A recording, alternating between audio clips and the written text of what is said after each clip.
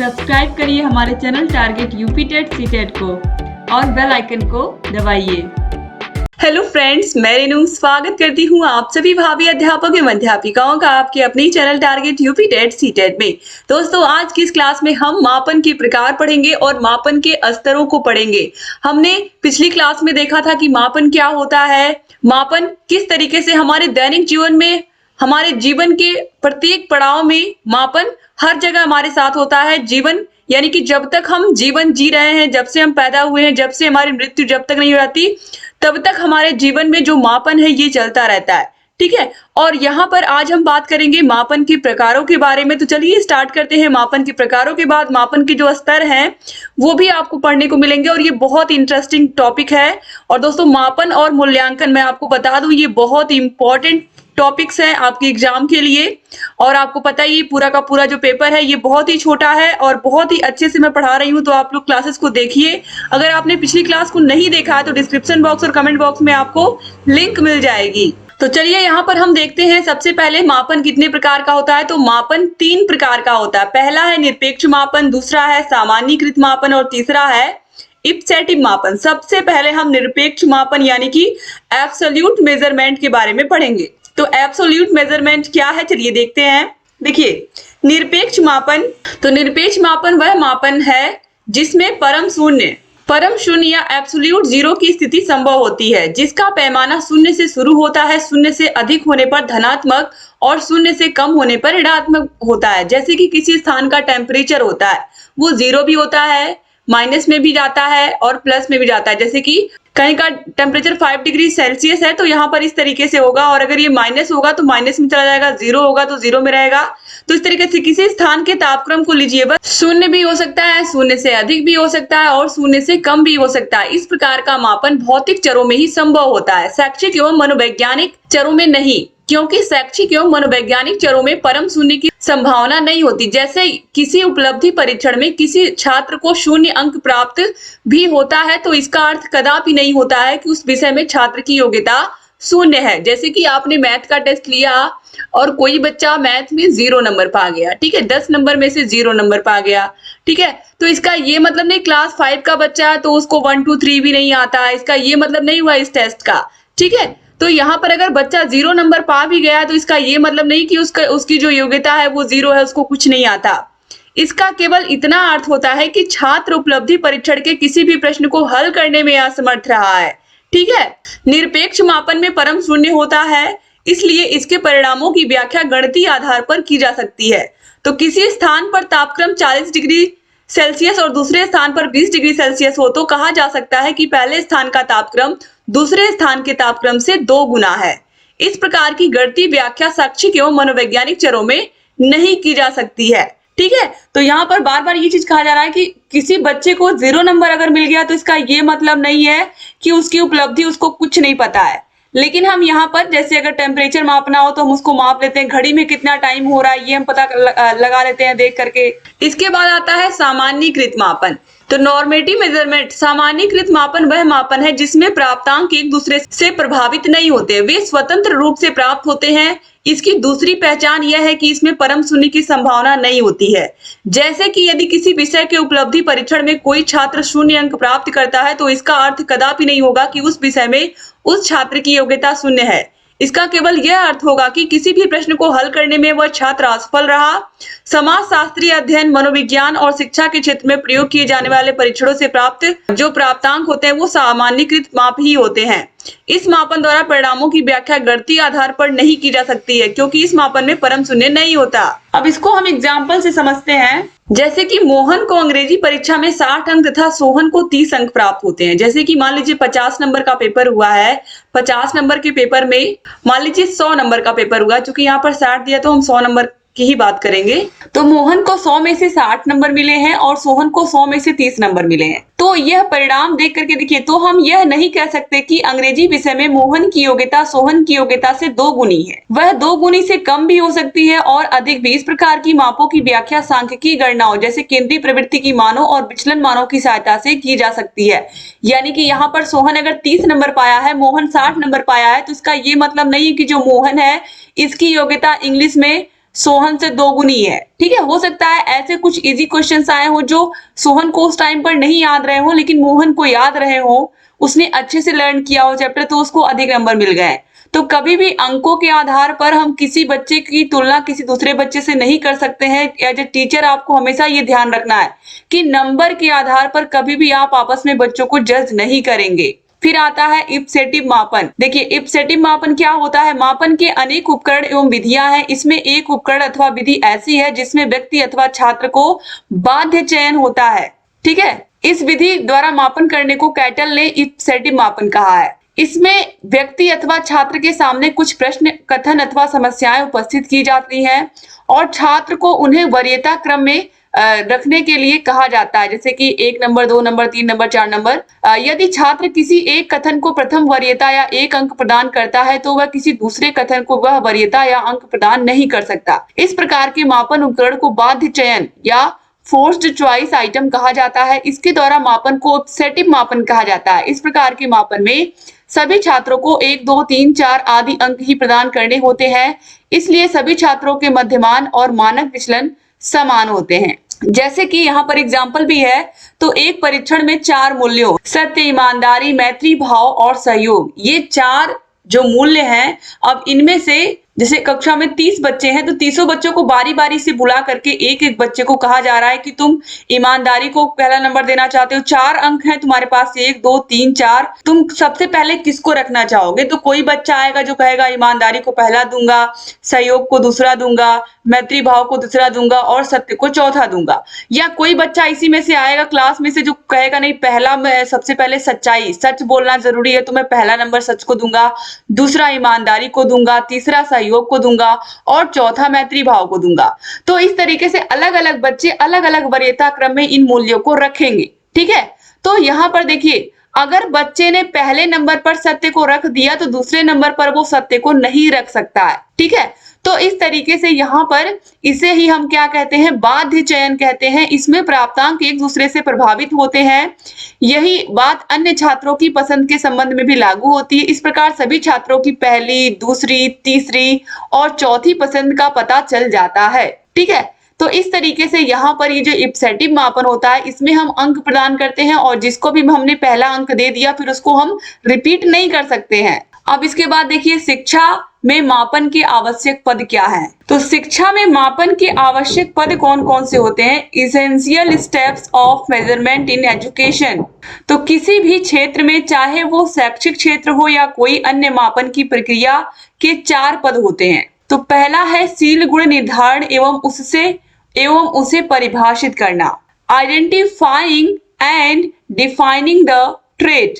जिस प्रकार सागर की समस्त लहरों को गिनना असंभव होता है, उसी प्रकार व्यक्ति के संपूर्ण व्यवहार का ना तो निरीक्षण किया जा सकता है और न ही समस्त पहलुओं का एक साथ अध्ययन किया जा सकता है, क्योंकि व्यक्ति का व्यक्तित्व अनमोल खजाने की तरह होता है जो असंख्य शील गुणों एवं विशेषताओं से भरा होता है।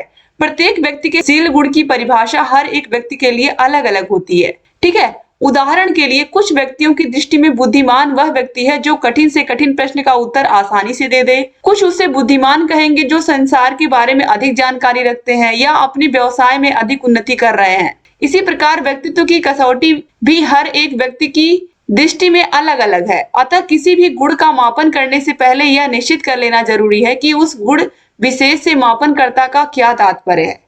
यहाँ पर यही चीज कहा जा रहा है कि इतना आसान नहीं होता है किसी भी व्यक्ति के व्यक्तित्व के सभी पक्षों का मापन कर लेना, जांच कर लेना, क्योंकि हर व्यक्ति के अंदर असंख्य शील गुण छिपे होते हैं, असंख्य अच्छाइयां होती हैं जिनका हम सिर्फ एक परीक्षा के द्वारा पता नहीं लगा सकते हैं।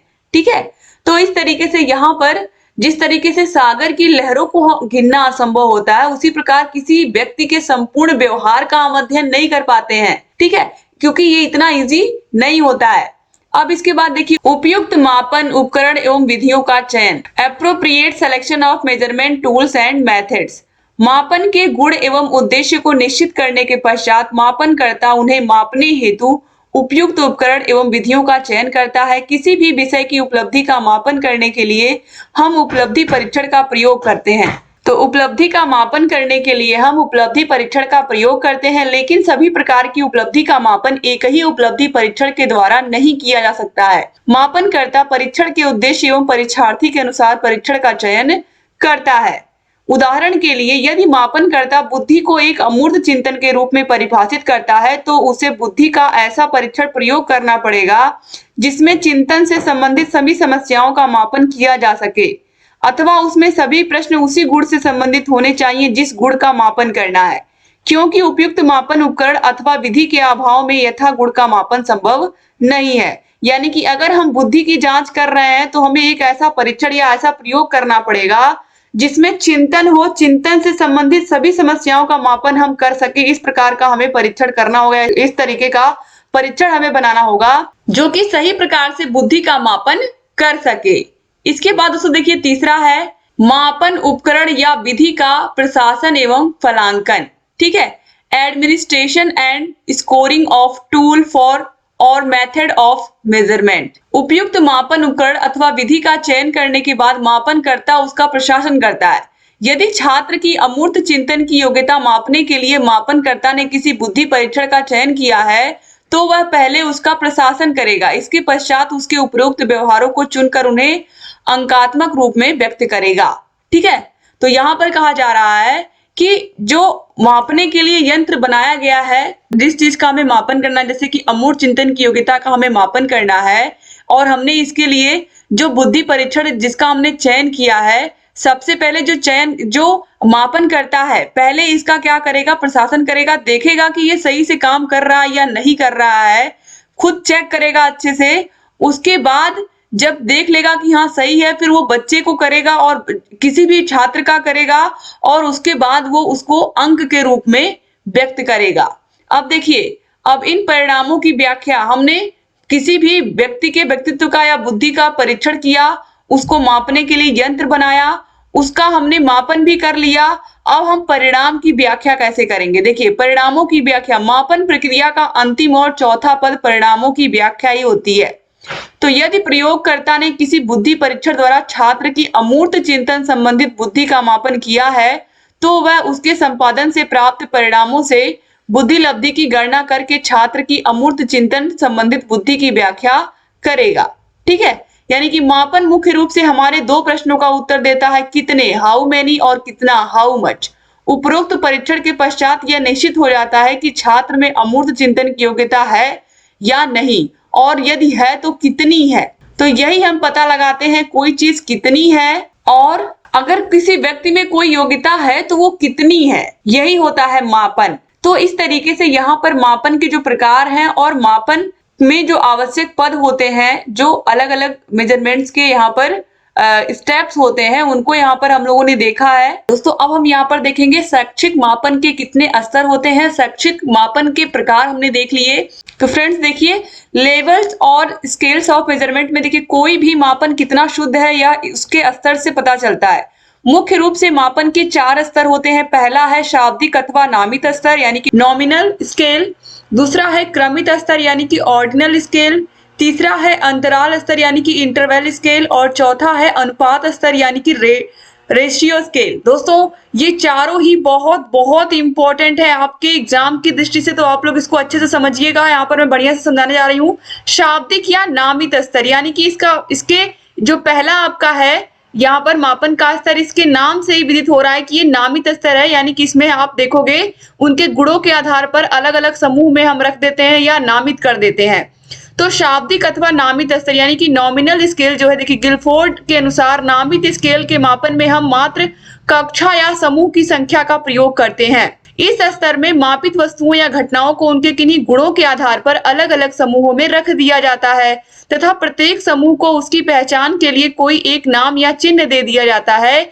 इसी कारण इसे हम नामित मापन या नामित स्तर कहते हैं। जैसे यहाँ पर एग्जाम्पल के लिए महानगरों को जोन्स में विभक्त करके उन्हें अलग अलग पिन कोड दे दिया था। जैसे कि ये दिल्ली शहर है मान लीजिए, तो अलग अलग जोन में इसको कन्वर्ट करके हम क्या करेंगे, इसको हम अलग अलग सबका एक पिन कोड दे देंगे या सबकी अलग अलग एक पहचान। जैसे कि अब कोई भी यहाँ पर राज्य अभी दिल्ली ही है तो दिल्ली में अलग अलग कहीं पर आपको पता है कि हर एक एरिया क्या होता है, कहीं बसंत विहार आप देखोगे तो यहाँ पर कहीं आनंद विहार है, जहां पर आप देखोगे अलग अलग से कि राजपथ कोई रोड जाए तो उसका नाम राजपथ रोड है।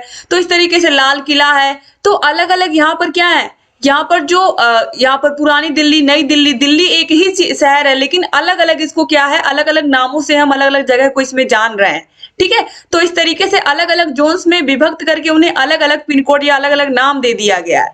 तो ये हो गया, ये नामित स्तर के अंतर्गत आएगा। फिर देखिए लिंग के आधार पर छात्र और छात्राओं को विभक्त करना, यानी कि एक क्लास में अगर 30 बच्चे हैं तो मान लीजिए अगर 15 बॉयज हैं तो 15 गर्ल्स हैं, इनको अलग अलग ग्रुप में करना। ठीक है, स्थान के आधार पर ग्रामीण और शहरी क्षेत्र में विभक्त करना। जैसे आपने सुना होगा कानपुर को 2 जोन में बांटा गया है, कानपुर नगर और कानपुर देहात। ठीक है, तो इस तरीके से ये भी नामित मापन के अंतर्गत आएगा। फिर है विभिन्न देशों की क्रिकेट या फुटबॉल टीम को अलग अलग रंग की यूनिफॉर्म के आधार पर विभक्त करना। जैसे आप देखते हो ऑस्ट्रेलिया की जो जर्सी होती है वो येलो होती है, हमारे इंडिया की ब्लू होती है, पाकिस्तान की ग्रीन होती है। तो इस तरीके से यहाँ पर ये भी किसके अंतर्गत आएगा, नामित के अंतर्गत आएगा।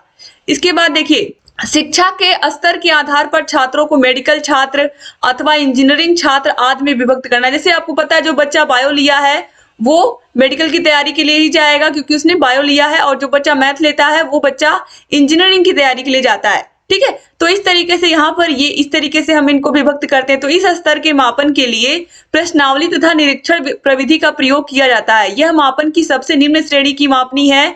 इस मापनी की यह विशेषता होती है कि प्रत्येक समूह के सभी व्यक्ति या तत्व आपस में तो समान होते हैं परंतु किसी दूसरे समूह से बिल्कुल भिन्न होते हैं।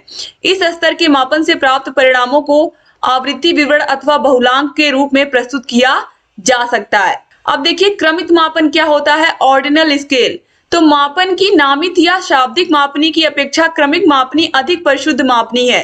इस मापनी में घटनाओं, वस्तुओं या विशेषताओं को किसी गुण या समानता के आधार पर बढ़ते हुए या असेंडिंग क्रम या घटते हुए क्रम में व्यवस्थित करके उन्हें श्रेणी प्रदान करते हैं। इस मापनी को क्रम निर्धारण मापनी या रेटिंग स्केल मापनी भी कहते हैं क्योंकि इसमें किसी घटना या शील गुण को विभिन्न श्रेणियों में विभक्त करके क्रमिक आधार पर प्रस्तुत किया जाता है। इस मापनी की सहायता से वर्गीकरण तथा तुलनात्मक अध्ययन आसानी से किया जा सकता है। जैसे कि परीक्षा में प्राप्तांकों के आधार पर कौन फर्स्ट आया है, कौन सेकंड आया है, कौन थर्ड आया है आदि क्रम प्रदान करना, यानी कि कक्षा में कौन सा बच्चा फर्स्ट आया है, कौन सेकंड आया है, कौन थर्ड आया है, कौन फोर्थ आया है। इस तरीके से प्रदर्शन के आधार पर खिलाड़ियों को क्रम प्रदान करना। ठीक है, कि कौन सबसे अच्छा, कौन इस समय बेस्ट कर रहा है, कौन थोड़ा सा बेटर है, कौन गुड है, इस तरीके से।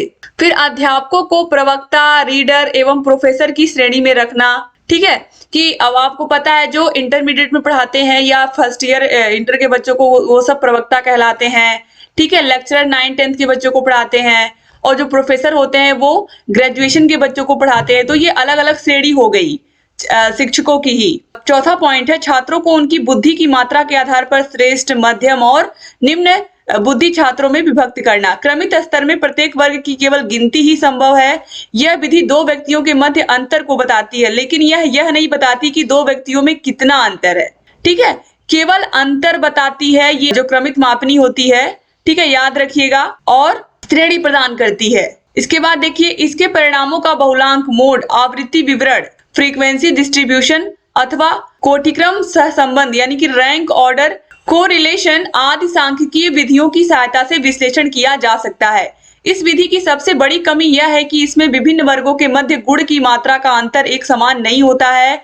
इस कमी को दूर करने के लिए तीसरी विधि अंतराल विधि का प्रयोग किया जाता है। इसके बाद देखिए अंतराल स्तर। इस मापनी को क्रमिक मापनी की अपेक्षा अधिक शुद्ध, विकसित तथा विस्तृत सूचनाएं प्रदान करने वाली मापनी कहा जाता है। यानी कि जो अंतराल मापनी है, यहाँ पर इस मापनी को क्रमिक मापनी की अपेक्षा अधिक शुद्ध माना जाता है, अंतराल मापनी को या इंटरवल स्केल को। ठीक है, और ये जो विस्तृत सूचनाएं प्रदान करने वाली मापनी भी इसको हम कहते हैं क्योंकि यह मापनी विभिन्न इकाइयों के मध्य अंतर को स्पष्ट करती है। जैसे कि फ़ारेनहाइट तथा सेंटीग्रेड थर्मामीटर इस मापनी के उपयुक्त तथा प्रचलित उदाहरण है। थर्मामीटर में तापक्रम 98 डिग्री सेंटीग्रेड से लेकर के 108 डिग्री सेंटीग्रेड तक अंकित होता है। जितना अंतर 99 डिग्री से 100 डिग्री के मध्य रहता है, उतना ही अंतर 160 डिग्री से 108 डिग्री के मध्य भी रहता है। इस स्तर के मापन में गुण की मात्रा को इस प्रकार से व्यक्त किया जाता है कि किन्हीं दो लगातार बिंदुओं में अंतर समान होता है। जैसे कि 1 के बाद 2 आता है, 2 के बाद 3 आता है, 3 के बाद 4 आता है, 4 के बाद 5 आता है। अब ये 1 और 2 में कितने का अंतर है, यानी कि 1 का अंतर। अब मान लीजिए यहाँ पर आपके पास 1 लड्डू है, 2 लड्डू हो गया, 3 हो गया, 4 हो गया, 5 हो गया। अब यहाँ 1 और 2 के बीच में कितने लड्डू का गैप है? 1, 2 और 3 के बीच में कितने लड्डू का गैप है? 1।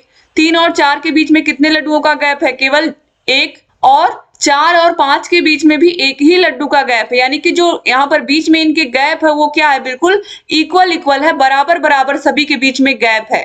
ठीक है, तो यहाँ पर यही समझाया जा रहा है कि दो बिंदुओं के बीच का जो अंतर होता है अंतराल मापनी में या अंतराल स्केल पर, वो बिल्कुल समान होता है। बुद्धि, रुचि, अभिवृत्ति, अभिक्षमता, सृजनात्मकता आदि को इस स्तर पर मापा जाता है।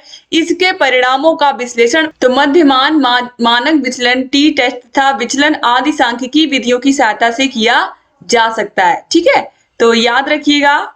अब इसके बाद आता है अनुपात स्तर। उपयुक्त तीनों में यह मापन का सर्वोच्च स्तर होता है। क्या होता है? सर्वोच्च स्तर होता है। अगर एग्जाम में पूछता है कि मापन का सर्वोच्च स्तर कौन सा स्तर है, तो अनुपात स्तर, रेशियो स्केल है। ये बहुत इंपॉर्टेंट है, ये लाइन बहुत इंपॉर्टेंट है। इसमें तीनों स्तर की विशेषताएं विद्यमान है। वास्तविक शून्य यानी कि एब्सोल्यूट जीरो का होना इसकी सबसे बड़ी विशेषता है। इसके द्वारा मापन अत्यधिक यथार्थ तथा शुद्ध होता है। मापन की यह वस्तुनिष्ठ, विश्वसनीय तथा वैज्ञानिक मापनी है। इसके आधार पर हम दो स्थानों, दो विशेषताओं के मध्य दूरी का अनुमान लगा सकते हैं तथा हम यह कह सकते हैं कि ए स्थान की तुलना में बी स्थान कितना अधिक पास या कितना दूर है। इसका प्रयोग भौतिक विज्ञान के विभिन्न चरों, तापमान, भार, आयतन आदि के मापन के लिए किया जाता है। अब इसका एग्जाम्पल से हम इसको समझेंगे। यदि ए और बी छात्रों को क्रमशः 30 और 60 अंक प्राप्त हुए हैं, तो हम कह सकते हैं कि जो गुण ए में है उससे दोगुनी मात्रा बी में है तथा उनका अनुपात 1:2 है। इसमें सभी गणितीय गणनाओं जैसे कि प्लस, माइनस, गुणा, भाग आदि का प्रयोग किया जाता है। ठीक है, तो ये जो अनुपात स्तर है ये बहुत आसान है कि अगर यहाँ पर मोहन को 30 नंबर मिला है और सोहन को 60 नंबर मिला है, मान लीजिए मैथ का टेस्ट हुआ है, तो यहाँ पर देखिए ये 30 और 60 में कितने का अनुपात है? 1:2 का, क्योंकि 30 से 2 गुना है 60, तो 1:2 का अनुपात है। तो इसमें यहाँ पर अनुपात जो है आसानी से हम बता भी पाते हैं और यहाँ पर गुणों को भी बता पाते हैं।